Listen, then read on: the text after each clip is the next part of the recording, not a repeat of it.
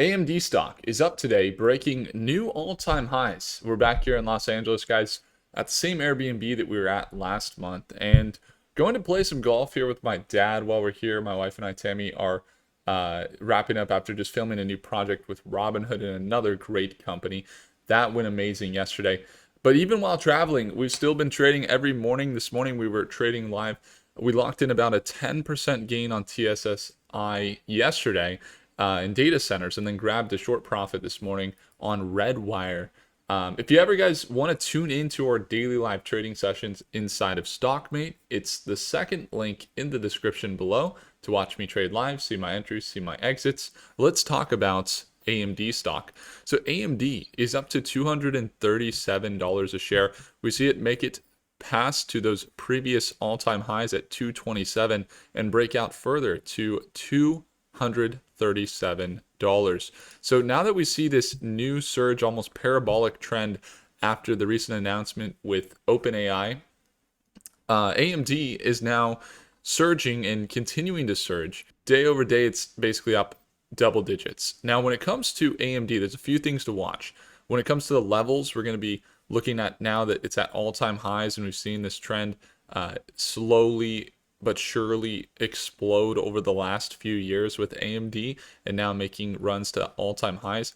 We have been covering AMD. We're looking forward to this really since back in October, November here. They signed a deal with Starlink, and they also doubled down on the data centers, but they, even with doubling their revenue, continued to sell off despite having great earnings. So we've been continuing to buy them. We do have positions long term. AMD up 130%. AMDL, our position over there, is up 117% today on AMD. So we see this surge. It's great for AMD holders. What can you do now that you see this all-time high? RSI, MACD looking way overbought at the moment. And now things are starting to look in that overbought territory. But is that the case? Do we see them continue? Well, AMD most likely in the long term here is going to continue to crush. In the short term, we could see some temporary corrections, maybe even down to that previous resistance level here. We did look for a correction a couple days ago, and it did correct down to that EMA, but then it continued up to 237 today. Next level of resistance that it could pull down to and act as support is around $225. So on AMDL, if we're looking at the shorter term 2x that we like to trade, the next level of support here is about $18.75 or $19 a share that you can kind of map out here for the previous resistance that will act as a support. So AMD is in the data center space. They're also in the semiconductor and the software space. And if we look at what's been driving AMD, there is a lot of talk around quantum. There's a lot of talk around new tech that's scaling AI. But ultimately, what's working right now? It is the data centers. Data centers are what are scaling AI right now. And so AMD, if you look at the stock, Advanced Micro Devices, at their current news hype that you're seeing in all the articles, it's around Jensen says he surprised AMD offered OpenAI 10% of the company in a clever deal, which that's what they did. So now you're kind of indirectly investing in OpenAI again by buying into AMD. AMD's stock builds on historic rally, 40% in 3 days. OpenAI to use the AMD chips. Now, this is big news for OpenAI, but I was actually really looking at, for example, the Starlink. You saw some videos come out where we, had some videos around AMD stock and Starlink. And I think that's a big driver of AMD too, is that Starlink from SpaceX decided to partner with AMD for their Versal chips. And that's something that we continue to see power the Starlink satellites. So these AMD chips are not only going to be in all the Starlink satellites, but also in other products that they create for as well. And so every single tech company in the market of AI has said, we're going to invest more in data centers. We're going to invest more in the infrastructure for AI. And Apple has been saying it. Microsoft has been saying it. Tesla has been saying it. XAI. Amazon's been saying that. Every single big tech company, Google has been saying, we're investing more into data centers and AI.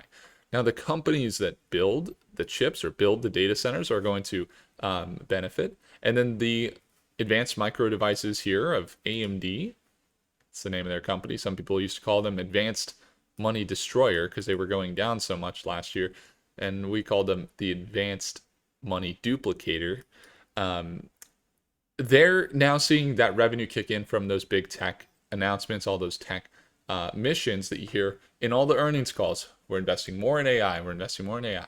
And so, how are they doing that? They're working with AMD a lot of times. So AMD has seen their revenue grow from 9.7 billion back in 2020 to now 2024, 25 billion.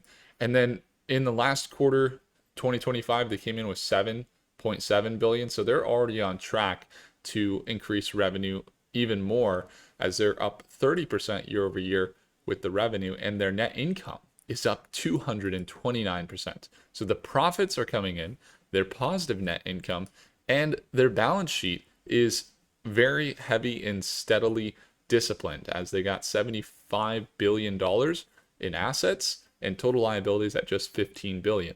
If you're looking at the balance sheet, it's one thing. If you're looking at the income statements, it's also that one thing. Financials look great. But what you're not realizing too is the exponential side. If you're not investing, let's say, in data centers, or you haven't seen firsthand what's happening with AI, then this could feel like a shocker.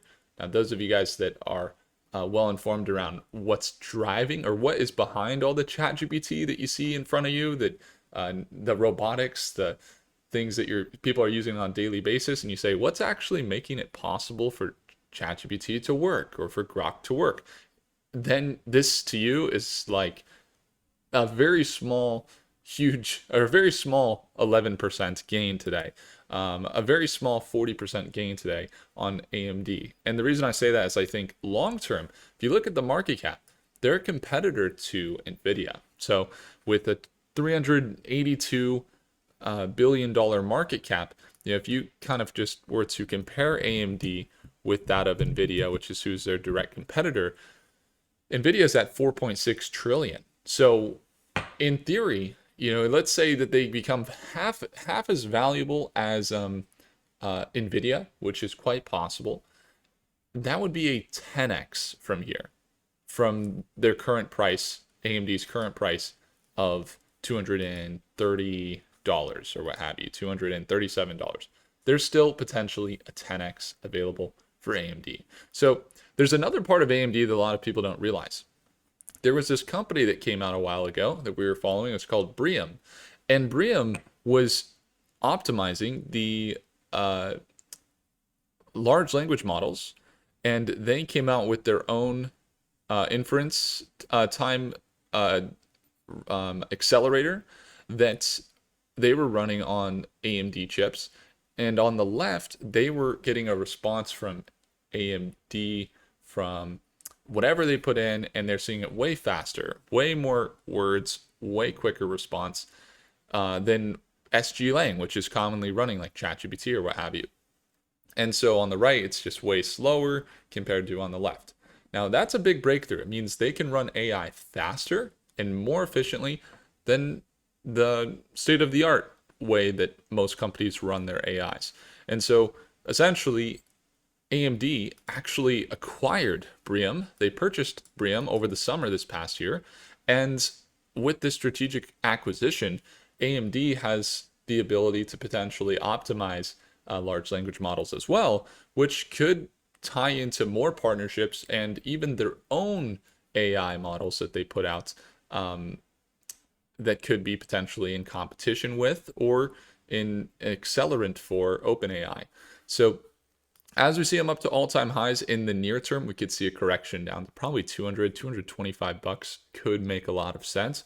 But when we're looking at the all-time highs now compared to where they're going to be long-term, doesn't really matter.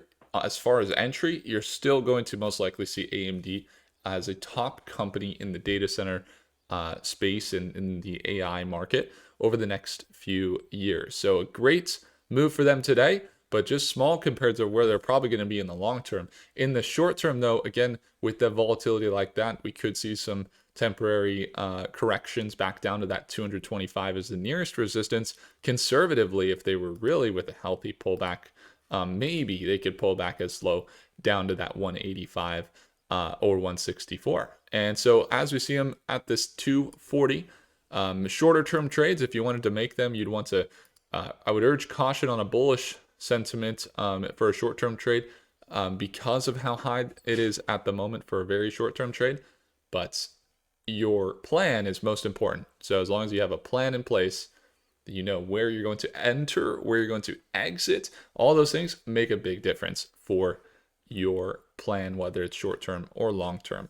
If you'd like to ever see our daily live trading sessions like we had this morning, we have a few positions this year that are in the triple digits as far as returns, including quantum, space tech. We're seeing data center and AI companies, along with some defense companies that we cover closely. If you'd ever like to learn how to invest in them, see how we do it on a daily basis, we do have StockMate. There's over 25 million millionaires.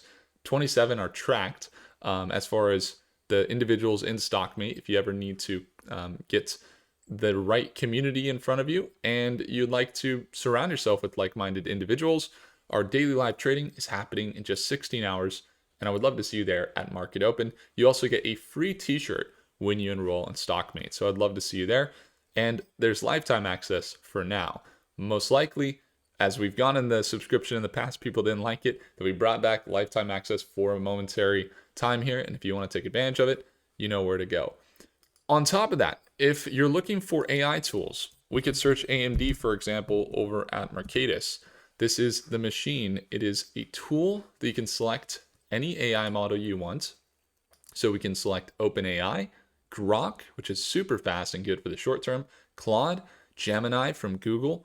We have OpenAI right now. We just searched AMD, and we can see all of the data that these models otherwise do not have, like the insider trading, the SEC data, the Congress trading, the news, the fundamentals. Most AI models are not even real time, but we can get real-time analysis. So as you can see, there is a slight correction potential here on AMD in the near term. It says over the next day, we could see a correction. But let's take a look. What does the next 6 months look like? Oh, we're still seeing bullish momentum on AMD.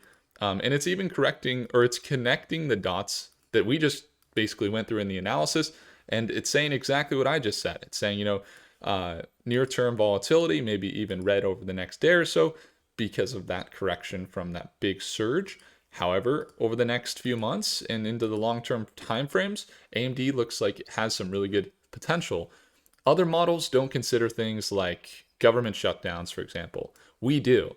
We know that those types of events not only aren't considered by models you'd otherwise use without this data, but we plug it into the best models in the world and make sure that the data is very high quality. So we're currently in a government shutdown, and the returns in government shutdowns can actually be used to determine how certain events oftentimes affect the market. And so you can see on average, for example, we see government shutdowns on average usually have a longer term return here. Let's see.